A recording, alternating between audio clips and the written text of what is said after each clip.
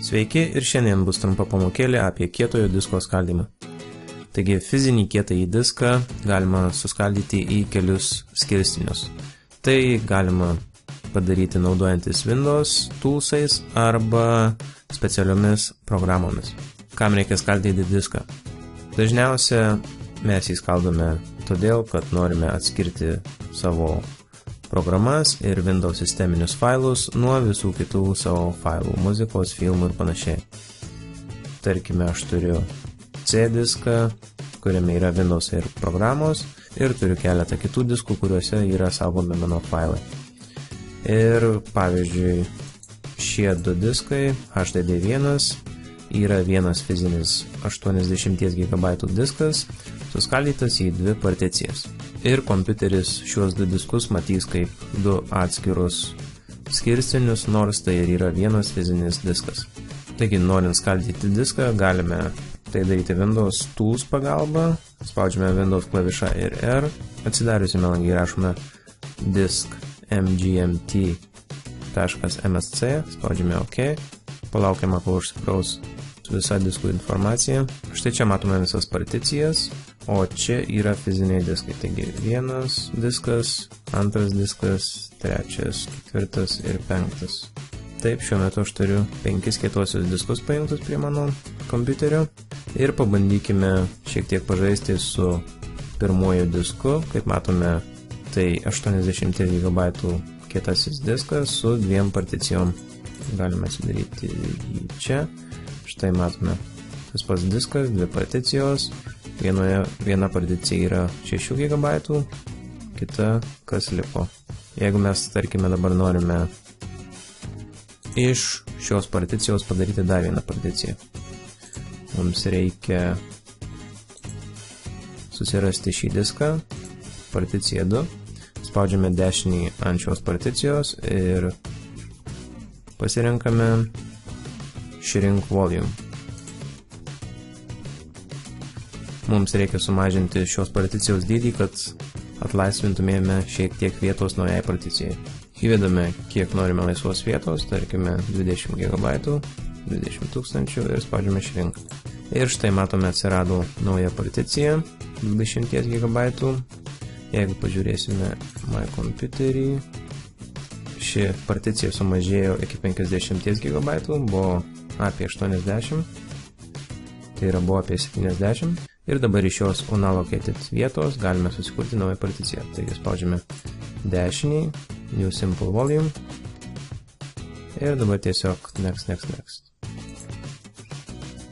Galime pakeisti raidę, kokią norime, tarkime Z. Next. Kokį formatą norime, NTFS, vardas, next ir finish. Vyksta formatavimas ir pasibaigus formatavimui šią particiją turėtume pamatyti savo kompiuteryje. Štai, testas Z, diskas 20 GB. Tad susinstaliavus naują diską, tarkime, nusipirkote naują kompiuterį ir į jį įdėjote dar vieną diską, jums tikriausiai reikės atsidaryti šį Disk Management diską ir susirasti savo naują diską, paspausti dešinį ir dažniausia bus čia mygtukas Bring Online ir tada reikės susikurti particijas. Taip pat particijas galime valdyti ir programų pagalba. Ko gero populiariausia programa yra štai ši, Partition Master. Ji yra nemokama, kadangi ją turėjau atidarytą prieš disko pakeitimus. Matome, kad mano 80 GB diskas vis dar sudarytas tik tai iš dviejų particijų.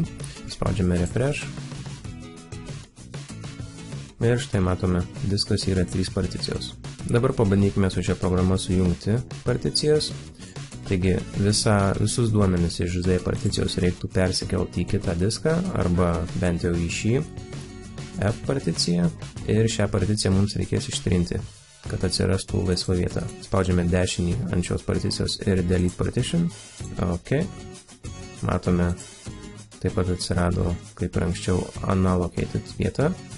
Dabar spaudžiame ant particijos, kurią norime padidinti. Pabandykime padidinti D particiją.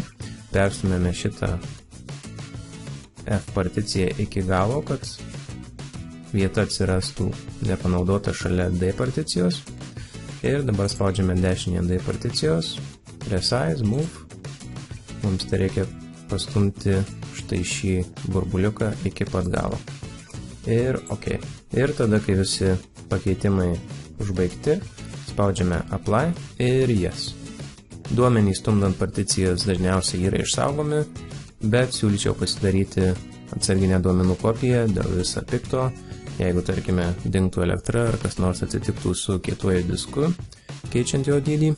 Kietąjį diską rekomenduoju skaldyti maksimum į 2 skirstinius, tai C jūsų Windows operacinė sistema ir D jūsų failai.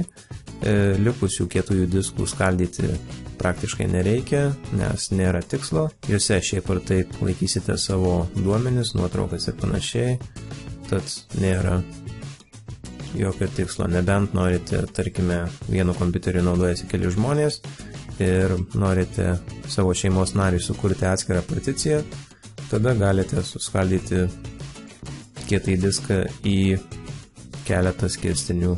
Šis diskų stumdymas gali šiek tiek užtrukti, nes programa turi nukopijuoti visus jūsų duomenis iš vieno skirstinio į kitą, tad aš video šiek tiek papauzinsiu ir mes grįšime, kai viskas bus baigta.